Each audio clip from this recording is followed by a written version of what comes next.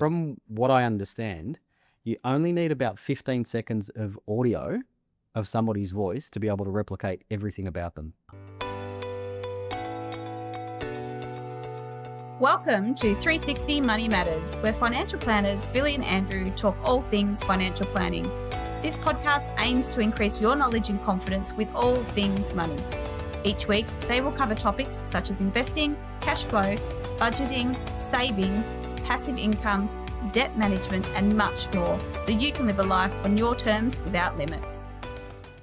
Hello and welcome back to another episode of the 360 Money Matters podcast. I'm Billy and I'm joined by my co-host, Andrew. Bills, here we are back again, back on the 360 Money Matters podcast, favorite time of the week. Andrew, that's it, absolutely. And episode 247, Andrew. Yeah, and we've got a big one coming up, big 250 very soon. Very big 250. And we are running some promotions as well too for our viewers and our listeners. So for those of you that do follow the show, if you like and comment on, or follow and comment, I should say, on any of the posts that you see promoting the 250th episode, you can go into the draw to win a $250 everyday voucher to use towards whatever it is that you want. So yeah, one Trying to lucky help listener people and with viewer. the rising cost of living. But yes, absolutely. On our social media posts, you'll see it on Facebook, you'll see it on Instagram.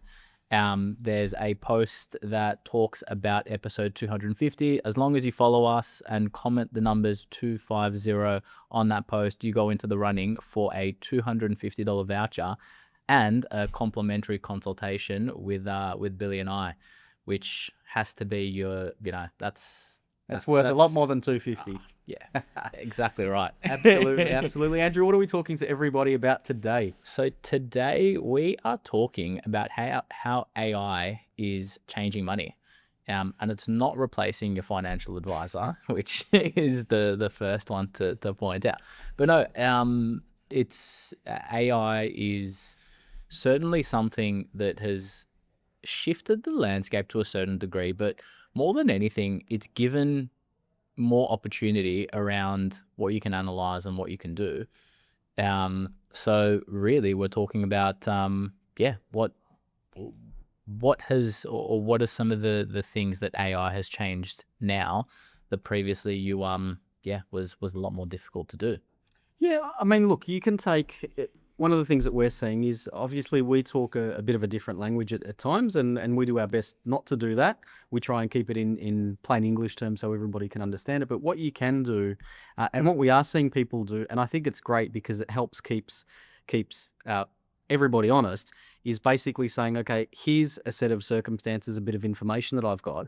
Chuck that into AI, and you can actually dissect and dig a lot deeper and sort of cut through all of that jargon that we're used to hearing and seeing, and you can get to sort of plain English answers a lot faster. So it's a really good validation tool from that perspective. So we are seeing the uptake that more and more people are actually using AI when it does come to finance-related matters. There is a cautionary tale that we need to talk about as well. But look, ultimately, if you go into it with the right mindset and the right understanding about what you're going to get from it and what you expect from it, I think it can be a really powerful tool as long as you know the downside risk. Yeah, exactly right. And I think the benefit in it is, like, everyone could have Googled before, right? So access to information was always there. But what you couldn't necessarily do before and can now do is input some of your own circumstances into it, to be able to get some more tailored answers to your questions and more tailored information. Now, I phrase it as that because, yes, I have, had people come to me and say, well, AI said that I should do X. The thing is that AI doesn't understand your family dynamics. It doesn't understand your risk tolerance. It doesn't understand the emotional factors that will influence decisions. It is great at producing options and giving information, but in terms of being able to give tailored advice, at the moment, it's not there yet. And so it's one of those things that you do need to take with some caution. And fortunately or unfortunately, you can get AI to almost say what you want. So if you prompt AI enough, you can get it to essentially say, yeah, you're right. You know, It'll you agree should with do you. this. It'll always agree with you. It never disagrees. So be cautious around, you know, receiving advice from AI. That's absolutely not what you should be doing. But using it as an information source and being able to tailor what information that it does give you, it's fantastic. It's like the perfect companion. It always agrees with you. That's exactly right. Stacey, look out.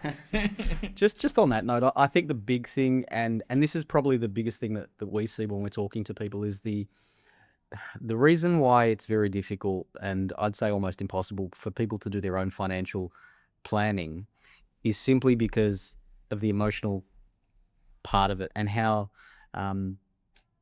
finances and money and emotion get intertwined and tangled up. Yeah. So that's a negative part, but also from our perspective, when we are talking to people, you can read people, you can understand. They may say one thing, but you know, their body language might be another way, or their facial expressions might be another way. When you're interacting with a robot, when you're interacting with a machine, with artificial intelligence, it can't detect any of that. Yeah. So I think that's a really good call out from that perspective. But yeah, mirror what you're saying, Andrew. Just be mindful of the answers that you are getting. You know, pulse check it. I think it's a good, you know, kind of another opinion source to bounce something off.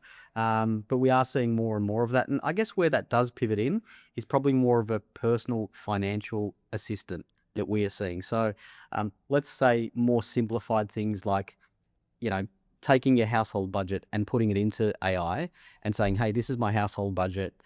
Can you analyze this for me, detect, you know, patterns, or if you give it some information about your household composite, it might be able to break down, you know, based on a 2 adults, 2 household, four people household, 2 adults, 2 children, this is the type of spending that I expect to see here. This one over here is an outlier. That one you may want to pay attention to. Actually, hang on a sec, you've got car registration in there, but you don't have car servicing, you know, bits and pieces like that. Yeah. So definitely household budgets is one thing. And we're even seeing people going a little bit further as well too, where, and you need to be cautious with the type of information that you upload into it, but uploading their transaction history and trying to get it to tell it where you've been spending your money. Yeah. So trying to analyze and determine your spending habits, which can be really powerful, because it's just, you know, with the whole tap and go and digital money and bits and pieces these days, it's definitely easy to spend money. So they're probably the 2 areas with the personal financial assistant that we see. Andrew, there's a few more. Yeah. I mean, you can get it to, I mean, the benefit of AI is you can put in imperfect information in various formats and it'll analyze all of that. So here's my bank statement. Here's a budget that I did. Have a look at, did I actually stick to my budget and how far on and off was I? Like, that's a great tool to look at. Did I have an aspirational budget, or did I actually hit the nail on the head? Were there things that, you know, changed over time? Can you summarize my bank statements? If I, you know, ordinarily you're going through a budget, and unless you're sifting through information, it can be really hard to look at, okay, well, how much did I actually spend on groceries? Oh, it's a difficult question to answer. And some of the banks have some good tools, but it's also imperfect. Utilizing AI over the top of it to say, okay, well, how much was on groceries? How much was spent at, you know, the supermarket? To input into your budget if you do want to be accurate around it.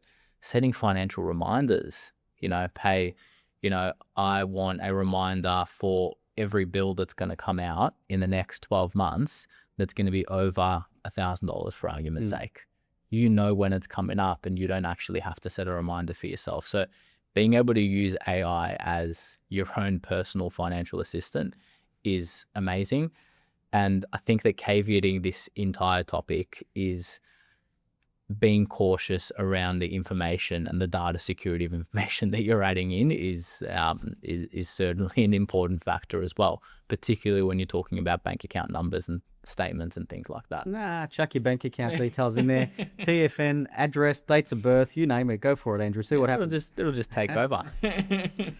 Another area that we are seeing is using AI as a research tool for investing and debt elimination as well too, for things like mortgages. So that could be, you know, comparing products, rates of return, giving it a simple task and saying, hey, I'm 39 years of age, I've got a mortgage of X, I'm paying Y, my interest rate is Z. How long is it going to take me to pay down my mortgage? And what do I need to do if I want to bring that back, 5 years and get rid of my mortgage a little bit earlier? Or comparing, different slang or terminology or market, reports, different investment reports, grabbing those in and asking the right questions and using that to not only get the answers that you want, but also to be able to build up your knowledge as well too. And I've got a little bit of a hack that I actually discovered the other day. My phone connects to Apple Play, and one of the icons that comes up is ChatGPT. So I press ChatGPT, and obviously it starts the talking, so you can talk to it while you're driving. Yeah. So literally you could say, hey, give me a beginner's guide, or I've got 20 minutes to get to my destination. I want to learn about scuba diving. Wow. And just have this conversation backwards and forwards. Or I want to learn about, hey, I'm thinking of going on a holiday to, I don't know, Port Douglas. Yep. Talk to me about it. Tell me about it. I've got 20 minutes. And you have this conversation backwards and forwards. So that's another way to use it for research or almost education purposes, but a really good way to interact with it in a more natural sense as opposed to sort of typing on a keyboard or a phone screen. Yeah. Yeah. I mean, look, its ability to help even just surface ideas. Yeah. So even being able to surface, hey, what are some of the options that are available in this particular situation? What are the things that I can consider? It won't be able to tell you, hey, this is right for you or this is not right and this is the reason behind it. But being able to surface some of those questions, and what I'm finding is even in a domain that you're not necessarily well versed in, it gives you the ability to say, hey, what questions should I ask? Yep. So when you are, going to see a financial advisor, for argument's sake, you can say, what are the questions that I can ask to help determine, whether this is right for me or not. Yeah. And it'll surface some questions to be able to help make a more informed decision, essentially. Yeah, I like it. Andrew, tax time. Yeah. And I use this again as a cautionary tale because AI can get things wrong. So you want to double check things, but it can make summarizing expenses, looking at, deductions a lot easier. I mean, you consider, I was going to say previously, but far out, I still do it. You're claiming petrol as an expense in your car. And what I'd be doing, or what I'm currently doing is, you get the receipt from the petrol station, you put that in your glove box, and that sits in my glove box for a year. And then in 12 months time, when I'm doing my tax return, you're, adding it all up and, working out how much you've spent in petrol for the year in order to be able to claim on tax. But take a photo, upload it to an AI bot, and all of a sudden it's like, bang, it's keeping an ongoing register. So things like that, to be able to keep track of, hey, here are my deductible expenses, rather than needing to, go through all of this at the time, when you're ready to do your tax return, bang, it's ready, it's surfaced, that it's all there. Again, AI is not, 100%. And so the burden is still on you, much like when you're going to an accountant, the burden is still on you to declare, the right thing from a tax perspective. So you don't necessarily say that, hey, this is gospel, but it can be a really fantastic tool for just those data entry points that you don't need to do, and being able to decipher information. I mean, before AI, you couldn't take a photo and get it to read a receipt and, recognize X, Y, Z without specific programs. Nowadays, it's a simple and easy task, and it's amazing. I guess the other thing to also consider is, and one of the things that I've noticed, now this is tax time, this is legislation, this is AI is generally learning things off articles and off information. So a lot of the information that it's producing is correct, but sometimes in a correct year and in a correct time period. So you really want to be careful that if you are utilizing AI, particularly when you're looking at, super contribution caps, that's changed as of the 1st of July. And so unless there is new information, AI is still referencing $30,000 in concessional super caps for argument's sake, as opposed to the new 32.5. So being careful around some of the changes in rules, changes in legislation, and pulse checking it is really important. Yeah, and I think ultimately the way to sum that up is, especially when it comes to tax planning or the like, is basically saying using AI as an assistant, not as the professional tax advice. Yeah. And I think that's probably a fair comment to say across everything, right? You use it to assist, you don't use it to replace, because it's not perfect. Let's face it. Yeah. Speaking of not perfect and some of the darker sides of AI, and we are seeing a huge proliferation in this, is the scams associated with AI and how convincing they are coming. And I'm sure, or they're becoming, and I'm sure everybody has seen like a photo and, someone says, like you describe something and say, take a photo of myself and put me on the top of the Eiffel Tower, or I don't know, Mount Everest or something like that. And or if you're Billy, put some guns on me and make me look like I, go to the gym and a massive... Look, you wouldn't need that. Between you, me, and our listeners, I've actually done that, and the photo turned out all right. It actually did. It's a motivation source, right? That's it. That's it. Go. So, it's so easy to do that, and it's so quick, and it's getting better and better every day. Probably some of the ones that we see that's very interesting is the fake investment opportunities. So this one is a huge one, especially where people are using like celebrities to endorse a fake investment scheme. Yeah. So they'll try and legitimize it by having, someone famous on there.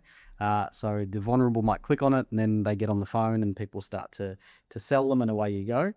The other one that's really interesting as well too is the AI generated voice cloning. So insane. From what I understand, you only need about 15 seconds of audio of somebody's voice to be able to replicate everything about them. Which is scary for two guys that are on a podcast with 250 episodes. Scary for anybody who's done anything, ever recorded a video, I guess, or even a podcast or audio. But yeah, it's absolutely crazy. So they're probably a couple of the other ones. Another big one is the phishing emails, Andrew, that we see all the time as well too. Yeah, they're no longer just a Nigerian prince that's a long lost relative that has passed away and is going to give you some money there.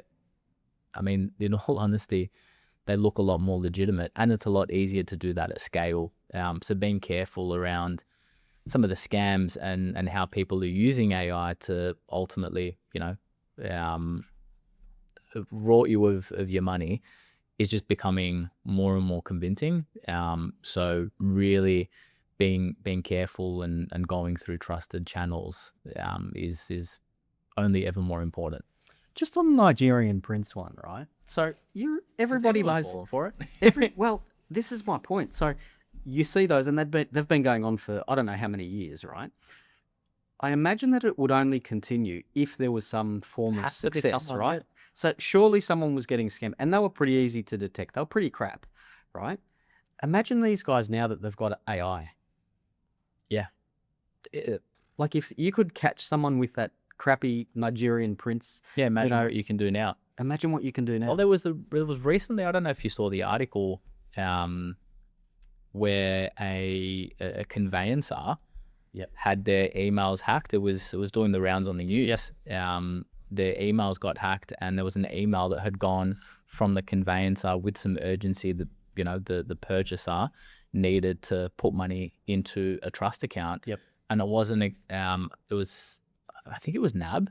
A banker at NAB noticed it, and the only thing that they noticed was in the email trail, there was an extra letter on one of the emails. There was an extra letter in someone's email address, and in addition to that, one of the people from the banks, they had looked them up on Teams, and they were on annual leave, so they shouldn't have been sending an email, and that was the only thing that had picked it up. So it's yeah.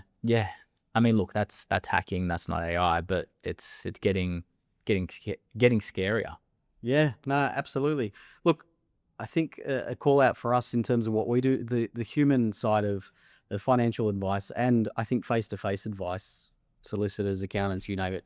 I don't think that's going anywhere anytime soon, because it's not just about the numbers. It's not just about getting a bit of information and chucking it Oh, into man, it'd be AI. so much easier if it was just about the numbers, wouldn't it? Well, if it was easy, Andrew, then everybody would be doing it, right? But no, it's not just about the numbers. It's helping clients navigate a whole range of different things. Uh, navigating their challenges, their fears, their family circumstances, having the ability to uncover that as well too, and answering some of the big questions like, when can we afford to retire? What does that look like?